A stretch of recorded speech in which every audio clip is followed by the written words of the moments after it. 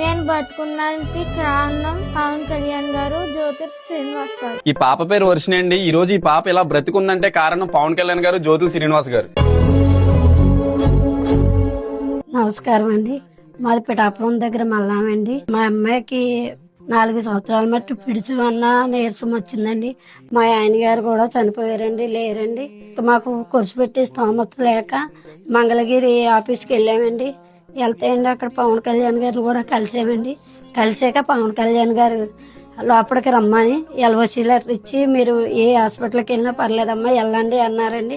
హైదరాబాద్ కిమ్స్ హాస్పిటల్కి వెళ్ళామండి. ఈ దగ్గరలో 1,80,000 అవ్వాక తీరా అక్కడికి వెళ్ళాక ఈ ఎల్ఓసి లెటర్ ఇక్కడ చెల్లదమ్మా అన్నారు. జ్యోతుల శ్రీనివాసరావు గారు అక్కడ ఏటమ్మా మీ పరిస్థితి అని మమ్మల్ని అడిగారండి. అడిగితే అండి ఆ జ్యోతుల శ్రీనివాసరావు గారు అమ్మ అయితే నువ్వు కంగారు పడకు అని చాలా మందికి ఫోన్లు చేశారండి హాస్పిటల్లో. మా ఫోన్ పట్టుకెళ్ళమని ప్రతి ఒక్కరితో కూడా మాట్లాడి జ్యోతుల శ్రీనివాసరావు గారు మేలు నేను జనరల్కే మర్చిపోలేనండి. నేను పవన్ కళ్యాణ్ గారితో మాట్లాడతాను అనండి. మాట్లాడి ఈ లోగలో మాకు డేట్ వేసారండి.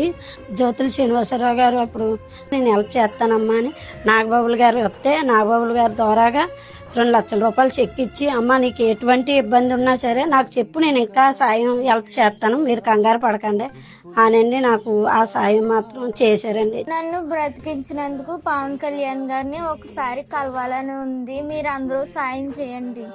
జ్యోతుల శ్రీనివాస్ గారు 2 లక్షలు సహాయం చేయకపోతే జనసేన పార్టీ ద్వారా ఇవాళ మా పాప మాకు దక్కేది కాదండి.